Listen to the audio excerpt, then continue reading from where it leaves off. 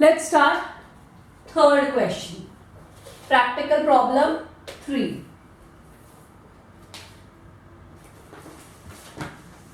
So अब ये देखते हैं इसमें क्या दिया है. 30th June 2021 bank column of cash book showed balance of 12,000.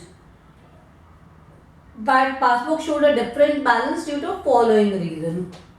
ठीक है, तो bank showed balance as per cash book जो है, balance as per cash book,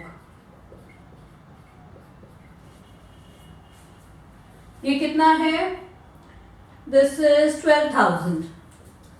so balance as per cash book is 12,000. Okay,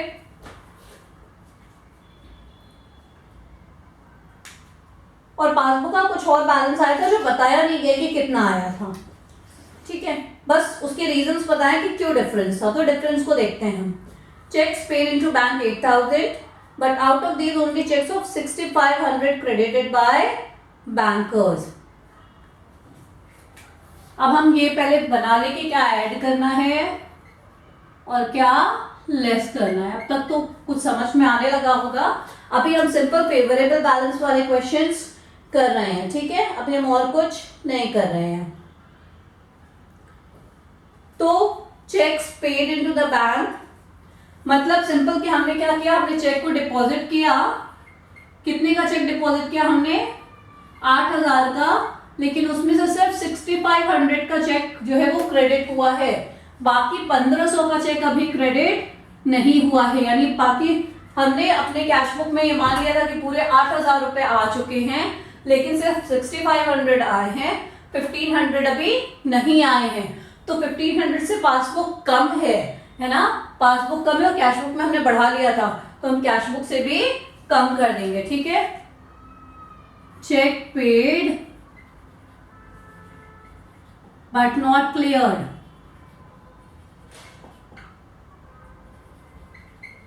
कितना? 1,500. ठीक है, check paid but not clear 1,500. And next the receipt column of the cash book undercast by 200.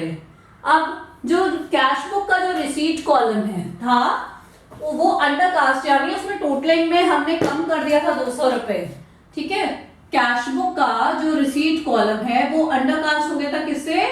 200 रुपए से.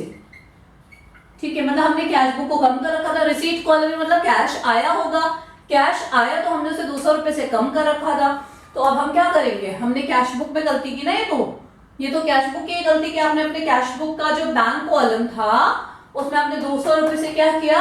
Totalling कम कर दी. ठीक है, तो वो डिफरेंस आएगा, तो आप उस गलती को सुधार लोगे, आप 200 रुपए बढ़ा लोगे. ठीक है, तो आप इस चीज को क्या करोगे, इसको ऐड करोगे. ठीक है, receipt column undercast and cash book. मैं कैश बुक लिख रही हूँ. You people are not allowed to write in shortcuts. ठीक है, receipt column undercast and cash book. Next is on 29 June the customer deposited 3,000 directly in bank account but it was entered in the passbook only. तो किसी customer ने 3,000 रुपए bank deposit में bank में directly जमा करा दिया. ठीक, 3,000 रुपए बैंक में डायरेक्टली जमा करा दिया और वो एंट्री पासबुक में हुई. कैश बुक में कोई एंट्री उसकी नहीं हुई. ठीक है, कैश बुक में कोई एंट्री हुई नहीं, तो कैश बुक में कर लो ना. पैसे आ गए, बैंक ने मान लिया कि पैसे आ गए, पासबुक में एंटर्ड है, बट कैश बुक में नहीं है, तो कैश बुक में भी कर लो. ऐड कर लेंगे ना. 3,000 रुपए हमारे पास आए हैं, पासबुक में तो ऐड भी हो गया, हमने कैश बुक में कर ही नहीं रखा था, तो अब हम कर लेंगे. ठीक है, तो क्या है ये चीज? Directly deposited bye a customer. Directly deposited by customer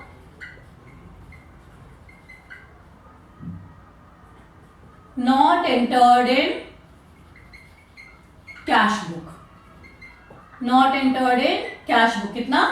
3,000. ठीक है, यहां तक क्लियर है सब कुछ. Next checks of 9200 were issued, of which 2200 were presented for payment on 15th July. Cheque, हाँ, अब इसका मतलब देखो ये थोड़ा सा कंफ्यूजिंग लग सकता है किसी किसी को, इसको ध्यान से समझना। चेक कितने का इशू किया गया था?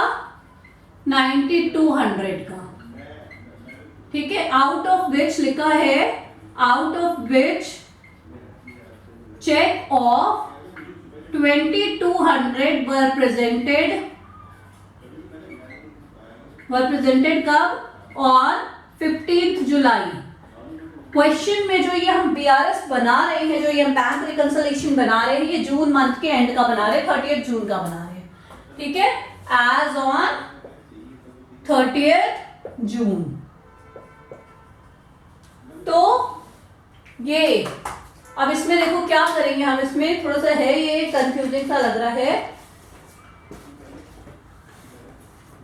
कि चेक तो इश्यू किया गया था 9200 का, जिसमें से 2200 जो है वो 15 जुलाई को प्रेजेंट किया गया, ठीक है। तो इसका मतलब ये है कि 9200 का चेक इश्यू था, जिसमें से 2200 का चेक इस मंथ तक प्रेजेंट नहीं किया गया पेमेंट के लिए, जिसमें से 2200 का चेक इस मंथ तक प्रेजेंट नहीं किया गया पेमेंट के लिए, ठीक। बात समझ आ गई?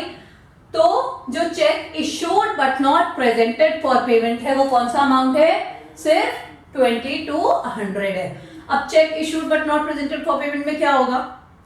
उसमें ये होगा कि आपने कैश बुक में तो घटा लिया, क्योंकि आपने इशू कर दिया चेक, आपने मान लिया कि पैसा गया पूरे 9200, लेकिन 9200 में से 2200 अभी नहीं गए हैं, अभी भी आपके पासबुक में वो हैं, बाकी के चले गए हैं, लेकिन अभी भी 2200 आपके पासबुक में हैं, तो आप भी ऐड कर लो, है ना। तो आप भी ऐड कर लो, cheque issued but not presented for payment.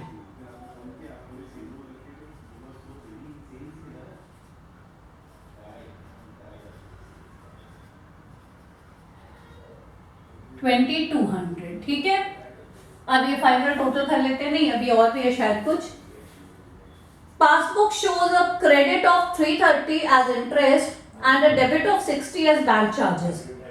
एक चीज और है, passbook shows a credit of 330 as interest, यानी पासबुक में हमें 330 रुपीज का क्रेडिट मिला है, बैंक इंटरेस्ट, ठीक है। तो पासबुक में हमने क्या किया, हमने ऐड करना है, ठीक है। पासबुक में ये मैं थोड़ा और नीचे कर दे रही हूँ, ये वाला जो अमाउंट है, ठीक है, ये थोड़ा सा क्योंकि स्पेस कम मैंने छोड़ा है, लेस यहाँ पे कर लेते हैं। क्या था वो? Cheque paid but not cleared, 1500 था ये जो मैं समझा चुकी थी, बस मैंने उसको नीचे शिफ्ट कर दिया है। हाँ, अब देखो passbook shows a credit of 330 as interest, यानी क्रेडिट मिला है हमें, इंटरेस्ट मिला है। तो इसका मतलब क्या है कि हमारे बैंक अकाउंट में 330 रुपीज बढ़ गए, पर हमने कैश बुक में नहीं बढ़ाया, तो हम बढ़ा लेंगे, ठीक है। इंटरेस्ट क्रेडिट कितना? 330, इंटरेस्ट क्रेडिट कितना? 330, ओके। और debit of 60 is bank charges.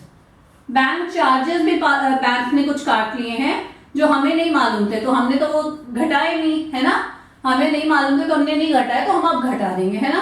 तो बैंक चार्जेस लेस में आएगा, लेस हो जाएगा, हम घटा लेंगे उसे 60 रुपीज, ठीक है। ये सारे आइटम्स ऐड के हैं, ये थोड़ा सा पास हो गया आज, ये सारे आइटम्स ऐड वाले हैं, ठीक है। 3 to 5000, 5400, 5730 और ये ऐड करके आएगा 17730, ठीक है। मैंने थोड़ा छोटा लिख दिया है, 17730 और ये 1560। देखो भाई आंसर क्या आ रहा है।